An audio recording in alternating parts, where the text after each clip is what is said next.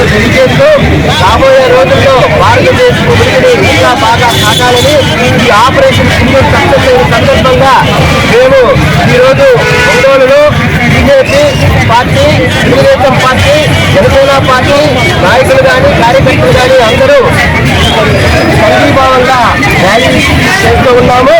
మా దామచర్ల జనార్దన్ గారి పిలుపు మేరకు తెలుగుదేశం పార్టీ నాయకులు కానీ కార్యకర్తలు కానీ అందరూ ఈ రోజు వచ్చి ఈ ర్యాలీని సక్సెస్ చేయడానికి అందరూ వస్తున్నాము.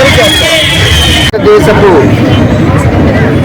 ఆడబిడ్డల పుష్పకుంకాలు ఎంతో మంది తీసివేసిన దానికి ప్రతీకారంగా నరేంద్ర మోడీ గారు ఆపరేషన్ సింధూర్ అని మంచి కార్యక్రమం చేపట్టి పాకిస్తాన్లో ఉన్నటువంటి ఉగ్రవాద స్థావరాల మొత్తాన్ని ధ్వంసం చేసి భారతదేశపు యొక్క కీర్తిని ఎదిగేటట్టు మంచి కార్యక్రమం చేపట్టి ఇలాగే మన ప్రభుత్వం ఇవాళ విజయం సాధించినందుకు మనకి ఎంతో గర్వంగా ఉంది.